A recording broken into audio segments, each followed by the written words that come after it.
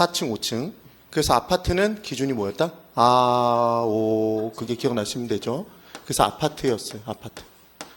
5계층 이상의 주거용 건축물은 면적 기준 없이 그냥 아파트였다. 이 얘기를 했었고, 그리고 연립주택과 다세대 주택이 있었죠. 연립과 다세대 주택이 있었어요. 이 둘은 4계층 이하라는 건 공통점인데 면적 기준이 달랐죠. 그래서 얘들은 공동주택이고 3계층 이하의 주택은 얘는 단독주택이었다. 기억이 나셔야 돼요. 그래서 이 중에서 뭘 좀 주의해 두시라는 얘기를 했냐면 다중주택과 다가구주택. 그래서 다가구주택은 한 사람이 다 갖고 있으면 단독이다. 이렇게 얘기를 했었는데 기억이 나시면 되죠. 그래서 면적 기준은 660이 나오는데 660만 나온다고 그랬어요. 330, 990은 안 나온다고 그랬죠. 660이 나온 게 660제곱미터가 200평이다. 그래서 바닥 면적의 합계가 660제곱미터. 이게 기준인데 다른 건 다 이해한데 딱 하나만 초과라고 그랬죠. 어떻게 기억하라는 얘기를 했죠? 담배를 두 글자로 연초라고 한다. 이게 기억나면 되죠. 얘만 초과였어요. 얘만 초과. 꼭 비교가 되셔야 되고, 다중주택은 독립된 주거의 형태가 아니라는 말씀을 드렸는데, 독립된 주거 형태의 기준이 뭐냐면 욕실도 별도로 있고 치사시설도 별도로 있을 때 독립된 주거시설. 그런데 다중주택은 학생하고 종업원이었나요? 직장인이었나요? 직장인이.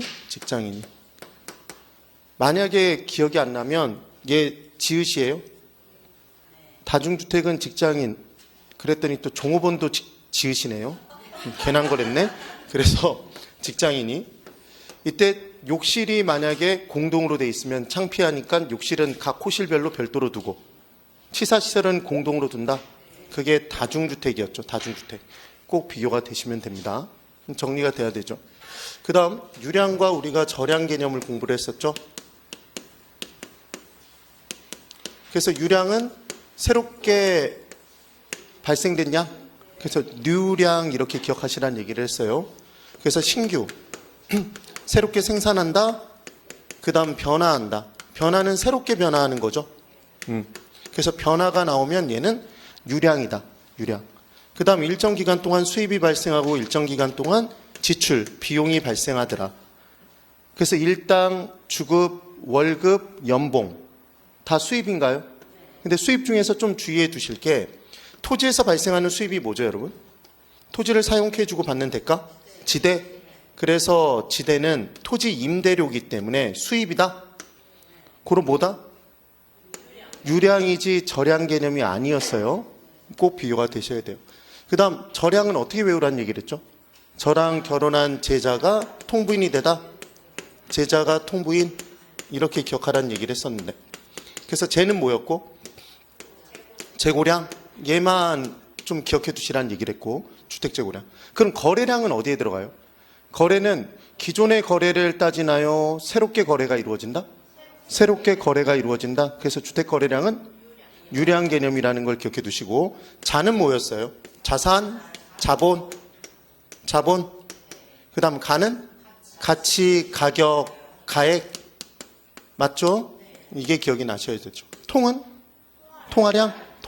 부는 부채. 인은 인구수. 그런데 주의해 두실 게 우리가 이렇게 외우고 있는 걸 누가 알고 있다 요즘? 출제위원이.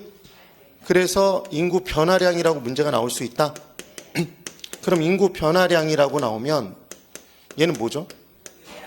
변화량에 초점이 돼 있는 것이다. 변화량이. 그래서 얘는 유량, 절량? 유량으로 바뀐다는 걸 꼭 기억해 두셔야 돼요.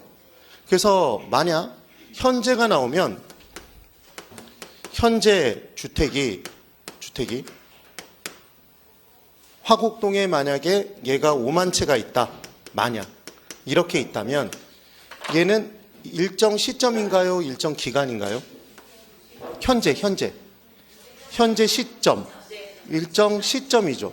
그러니까 얘는 저량의 주택 공급량이다. 시장에 존재하는 것. 맞아요. 맞아. 그래서 저량의 들어오자마자 답을 하려고 그러니까 그렇지. 저량의 공급량이 된다.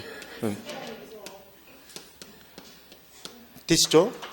근데 1년 동안이라고 나오면 걔는 일정 기간이니까 유량 개념이라는 걸 기억해 두면 되고, 그 다음 일정 시점의 저량은 그 시점까지 다 누적돼서 쌓여져 있다. 그래서 현재 시점에 화곡동에 있는 주택량이 5만 채라면 이 5만 채 중에는 90년도에 만들어진 것도 있고 2000년도에 2022년도에 만들어진 것도 다 누적돼서 쌓여져 있다. 그래서 이미 다 쌓여져 있는 양이기 때문에 저량과 저량은 더하기를 할 수가 없다는 얘기를 했었죠. 기억이 나셔야 돼요. 그 다음 수요의 법칙과 우리가 공급의 법칙을 지난주에 공부를 했었는데, 시장은 무엇과 무엇이 만나는 곳이었고, 수요와 공급이 만나는 곳이고, 시장에서 수요와 공급을 좌우하는 것, 수요량과 공급량을 좌우하는 건 가격이었다. 그래서 만약에 시장에서 무언가 한 가지를 기준으로 나머지 것과 비교를 한다면 뭘 중심으로 비교한다? 가격을 중심으로, 나머진 다 가격 이외. 그래서 했던 게 수요의 변화와 수요량의 변화 구분했던 내용이 기억나시면 돼요. 그래서 수요의 법칙은 가격과 수요량의 관계를 얘기하는 거였고, 공급의 법칙은 가격과 공급량의 관계를 얘기하는 거였다. 그래서 가격과 수요량은 비례한다, 반비례한다? 얘가 반비례이기 때문에 이거 꼭 기억해 두시라는 얘기를 했어요. 그때 수요의 법칙, 가격이 올라가면 가격 효과로 수요량이 감소한다. 그래서 수요의 법칙은 가격 효과에 의해서 나타난다. 수요 효과다. 가격 효과. 따라해 보세요. 가격 효과. 예, 수요 효과는 없어. 꼭 기억을 해두고, 반비례면 얘는 우상향, 우하향? 우하향하는 곡선이 나온다. 그래서 얘는 가격이 하락하면 수요량이 증가하는 것이다. 양은 좌우로 움직이고 가격은 상하로. 그 다음 가격과 공급량의 관계가 비례관계. 이게 무슨 법칙? 공급의 법칙. 그럼 얘를 그려보면 우상향하는 곡선이 나온다. 그럼 우상향하는 곡선이 나왔다는 얘기는 가격이 뭐함에 따라? 상승함에 따라 공급량 증가가 된다. 지금 그 얘기였잖아요. 그래서 시장은 수요와 공급이 만나는 곳이고, 우리는 시장을 이해할 때 법칙 딱 두 가지만 외우면 되는데, 그 법칙은 무슨 법칙과? 수요의 법칙과 공급의 법칙이더라. 그래서 우하향하는 수요 곡선 하나는 단순히 가격과 수요량의 조합인 점 두 개의 연결이 아니라 이 안에 무수히 많은 점들의 모임이다. 그래서 이 수요 하나가 무엇 하나로? 곡선 하나로 나타나기 때문에 곡선의 변화면 무엇의 변화고? 수요의 변화고. 곡선의 변화가 아니면 얘는 무엇의 변화일 수 없다? 수요의 변화일 수 없으니까 무엇의 변화를 한다? 수요량의 변화라고 한다. 그런데 모두 다 무엇의 변화고? 수요의 변화. 모두 다 뭐라고 대답할 준비를 한다? 곡선의 변화. 모두 뭐가 변한 거다? 가격 이외가 딱 하나 뭐가 변했을 때만, 해당 재화의 가격이 변한 것만, 얘만 수요량의 변화고, 얘만 곡선상의 점의 이동으로 나타난다. 이렇게 얘기를 했던 거죠. 꼭 기억을 해보시라는 얘기를 했어요. 그러면 부동산 가격은 가격인가요? 부동산 수요에서? 부동산 수요에 해당 재화는 뭐예요? 부동산이지. 그러니까 부동산 가격은 가격, 해당 재화의 가격, 수요량의 변화, 곡선상의 점의 이동. 이 기억이 나야 돼요. 그때 임대차 활동에서 가격이 임대료, 그래서 부동산 임대료의 변화도 가격의 변화, 얘를 제외한 나머진 다 가격 이외. 그래서 가격 상승 예상은 지금 현재 가격은 변한 건가요? 변하지 않은 건가요? 얘 가격 변하지 않은 거죠. 지금 현재 가격은. 그러니까 얘는 가격이다, 가격 이외다? 가격 이외. 수요의 변화? 곡선의 변화? 고민하지 말고 제발 뭐라고 대답을 하라고? 수요의 변화, 곡선의 변화, 다 가격 이외라고 대답을 하고, 딱 뭐 하나 떴을 때만, 해당 재화의 가격이 떴을 때만 수요량의 변화, 얘만 곡선상의 점의 이동, 이렇게 기억하면 끝난다는 얘기를 했죠. 기억 꼭 하셔야 돼요. 그 다음 대체재와 보완재가 있었는데, 대체재는 앞에 생략된 단어가 있다고 그랬죠. 무슨 재화에? 해당 재화와 동일한 효용을 제공해서 해당 재화를 대체할 수 있는 재화다. 그래서 사이다만 나오면 사이다를 대체재라고 안 한다. 콜라를 중심으로 판단하니까 사이다가 대체제가 되는 것이다. 그럼 대체제 가격이 올라가면 얘는 가격이 변한 거다, 가격 이외다?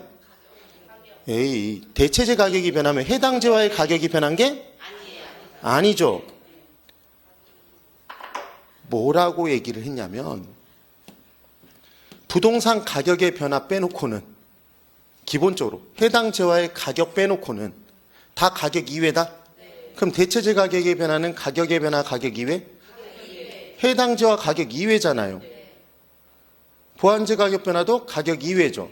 가격 상승 예상, 가격 하락 예상도 다 가격 이외다. 소득 증가 가격 이외?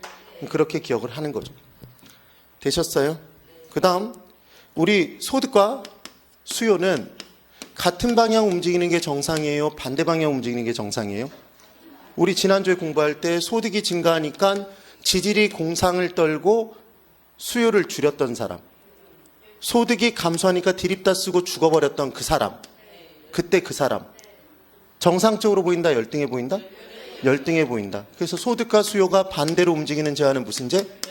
열등제. 열등제. 얘가 같은 방향 움직이는 게 정상제? 그래서 정상제와 열등제는 관계를 나타내는 단어가 아니라고 그랬죠. 얘들은 대체 관계, 보완 관계, 두 재화가 나오는 거고 얘는 한 재화 안에서 판단하는 거였다. 그렇게 얘기를 했던 겁니다. 됐죠, 여러분? 네. 그래서 이게 지난주에 우리가 공부했던 내용의 가장 핵심이 되는 내용이었어요.